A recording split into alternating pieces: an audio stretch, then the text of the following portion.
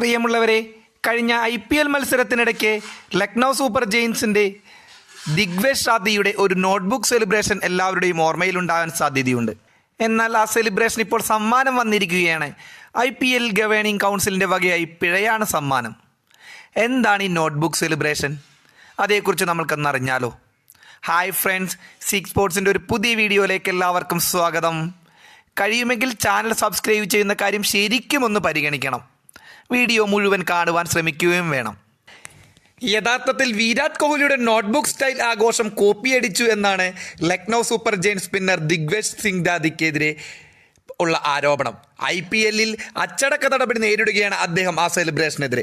ചൊവ്വാഴ്ച നടന്ന മത്സരത്തിൽ പഞ്ചാബ് ഓപ്പണർ പ്രിയാംഷ് ആര്യയെ പുറത്താക്കിയ ദിഗ്വേഷ് അതിനുശേഷം ബാറ്റർക്കരികിലേക്ക് ഓടിയെത്തി സാങ്കല്പിക നോട്ട്ബുക്കിൽ വിക്കറ്റ് നേട്ടം കുറിച്ചിടുന്നതായി ആംഗ്യം കാണിക്കുന്ന നോട്ട്ബുക്ക് സ്റ്റൈൽ ആഘോഷം പുറത്തെടുത്തു. എന്നാൽ ദിഗ്വേഷിന്റെ അസാധാരണ ആംഗ്യ പ്രകടനം IPL പെരുമാറ്റച്ചട്ടത്തിന് ലംഘനമാണെന്ന് കണ്ടെത്തിയ മാച്ച് റഫറി താരത്തിന് മാച്ച് ഫീയുടെ 25% പിഴ വിധിച്ചു. മത്സരത്തിനിടെ അമ്പയറും ദിഗ്വേഷിനെ താക്കീത് ചെയ്തതായി അറിഞ്ഞിരുന്നു. വിരാട് കോഹ്ലിയും വെസ്റ്റ് ഇൻഡീസ് പേസ് ബൗളർ ക്രെസിക് വില്യംസും ചേർന്ന് മുമ്പ് പ്രസിദ്ധമാക്കിയതാണ് ഈ നോട്ട്ബുക്ക് ആഘോഷം. അവർ രണ്ടുപേരും ചേർന്നാണ് ഈ ആഘോഷത്തിന് തുടക്കമിട്ടത്. ഇന്നലെ ദിഗ്വേഷ് IPL അവതരിപ്പിച്ചത് അതിൻ്റെ ഒരു പതിപ്പ് തന്നെയായിരുന്നു.